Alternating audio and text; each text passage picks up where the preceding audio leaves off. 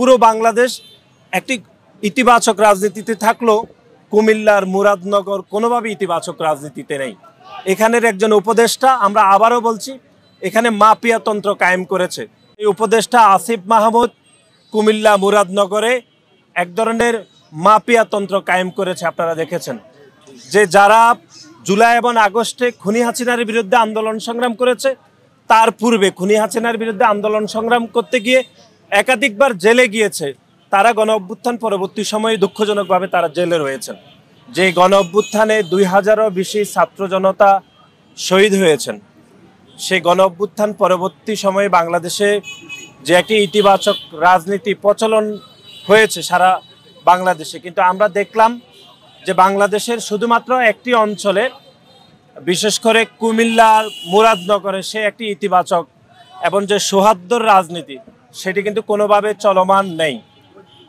যে এই গণ অভ্যুত্থানে 2000-এরও বেশি ছাত্র জনতা নিজের জীবনের বিনিময়ে খুনি হাসিনাকে দেশ থেকে বিতাড়িত করেছে, এবং যাদের আন্দোলন সংগ্রামের মাধ্যমে খুনি হাসিনা বিতাড়িত হয়েছে, সে আন্দোলন সংগ্রাম করা 13 জন নিরপরাধ রাজনৈতিক কর্মীকে কুমিল্লা কেন্দ্রীয় কারাগারে তারা আজকে জেলে রয়েছেন।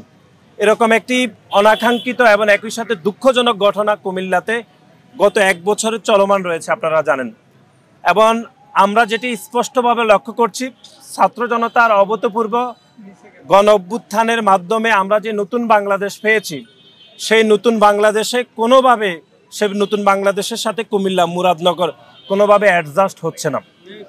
নতুন ছাত্র সংগঠনের যে কয়জন উপদেষ্টা হয়েছেন ছাত্রদের থেকে, সেই উপদেষ্টা আসিফ মাহমুদ কুমিল্লা মুরাদনগরে এক ধরনের মাফিয়াতন্ত্র কায়েম করেছে। আপনারা দেখেছেন যে যারা জুলাই এবং আগস্টে খুনি হাসিনার বিরুদ্ধে আন্দোলন সংগ্রাম করেছে, তার পূর্বে খুনি হাসিনার বিরুদ্ধে আন্দোলন সংগ্রাম করতে গিয়ে একাধিকবার জেলে গিয়েছে, তারা গণ অভ্যুত্থান পরবর্তী সময়ে দুঃখজনকভাবে তারা জেলে রয়েছেন।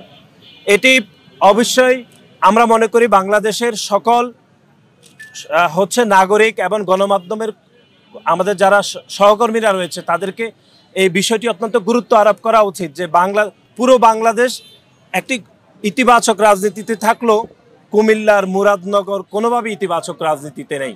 এখানের একজন উপদেষ্টা, আমরা আবারও বলছি, এখানে মাফিয়াতন্ত্র কায়েম করেছে।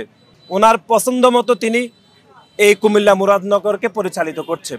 আমরা দেখলাম যে বাংলাদেশ জাতীয়তাবাদী দল এবং তার অঙ্গ সহযোগী সংগঠনের 13 জন নেতাকর্মী এখানে কারাগারে রয়েছেন।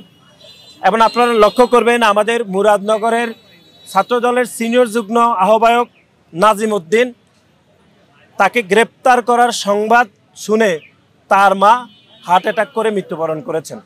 এবং এর বাইরে যুবদলের সিনিয়র যুগ্ম আহ্বায়ক মুরাদনগর থানার মাসুদ রানাকেও গ্রেপ্তার করা হয়েছে। স্বেচ্ছাসেবক দলের সিনিয়র যুগ্ম আহ্বায়ক ফারুক আহমেদ বাদশাকেও গ্রেপ্তার করা হয়েছে।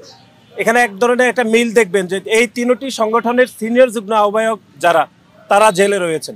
এখন আপনারা কোশ্চেন করতে পারেন, তাহলে আহ্বায়ক সচিবরা কেন গ্রেপ্তার হচ্ছেন না? কারণ তারা এই জন্যই গ্রেপ্তার হচ্ছে না, তারা গ্রেপ্তারের ভয়ে, পুলিশের ভয়ে এবং উপদেষ্টা আসিফ মাহমুদের মাফিয়াতন্ত্রের ভয়ে তারা এলাকায় যেতে পারছেন না। এরকম একটি ষড়যন্ত্রের মধ্যে আমরা আসলে রয়েছি। যেই ছাত্র জনতার অভূতপূর্ব গণ অভ্যুত্থানের মাধ্যমে যারা উপদেষ্টা হয়েছেন, বিশেষ করে ছাত্র উপদেষ্টা, তারা আরও বেশি নমনীয়, আরও বেশি সহনশীল হওয়া উচিত ছিল। কিন্তু তার পরিবর্তে আমরা দেখছি তারা এখানে এক ধরনের মাফিয়াতন্ত্র এবং এক ধরনের শেখ হাসিনার মতো স্বৈরতান্ত্রিক মনোভাব তারা প্রকাশ করছে। আমরা এটি তীব্র নিন্দা জানাচ্ছি এবং অনতিবিলম্বে বাংলাদেশ জাতীয়তাবাদী দল এবং তার অঙ্গ সহযোগী সংগঠনের যে 13 জন নেতাকর্মী গ্রেপ্তার রয়েছেন, তাদের অতি দ্রুত সময়ে আমরা মুক্তি দাবি করছি। এবং একই সাথে জনাব আসিফ মাহমুদকে আমরা বলে দিতে চাই যে আপনার এই যে মাফিয়াতন্ত্র রাজনীতি বাংলাদেশের মানুষ কোনোভাবে মেনে নেবে না। উপদেষ্টা আসিফ মাহমুদ যে মাফিয়াতন্ত্র কায়েম করেছেন, সে মাফিয়াতন্ত্রের পরিণতি তাকে আগামীর বাংলাদেশে ভোগ করতেই হবে। এবং আসিফ মাহমুদ যে গাদ্দারি করছেন, বিশেষ করে খুনি হাসিনা, শেখ হাসিনা সময়ে যেরকম আমরা দেখতাম যে গাদ্দারি, সেরকম তিনি গাদ্দারি করছেন মুরাদনগরের বিভিন্ন মানুষের সাথে। এবং আরেকটি বিষয় লক্ষণীয় যে মুরাদনগরে যারা গত 17 বছরে প্যাসিবাদ কায়েম করেছে, সে আওয়ামী লীগের কোনো দোসর কিন্তু আজকে কুমিল্লা কারাগারে একজনও নাই। তারা প্রকাশ্যে মুরাদনগরে ঘোরাফেরা করছেন, জনাব আসিফ মাহমুদের বাবার সাথে তারা বিভিন্ন ব্যবসা বাণিজ্য করছেন।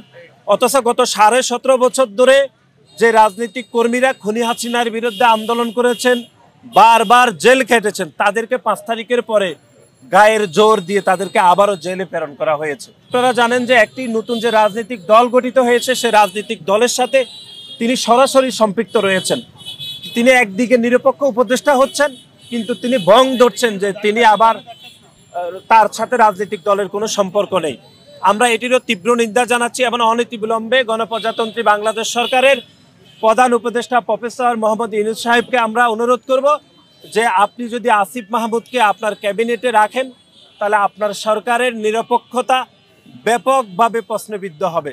কারণ আসিফ মাহমুদ পুরো কুমিল্লার রাজনীতিকে ব্যাপকভাবে দূষিত করেছে, বিশেষ করে কুমিল্লার মুরাদনগরের মানুষকে দ্বিধা বিভক্ত করেছে, গণতান্ত্রিকামী মানুষকে তিনি হয়রানি করছেন।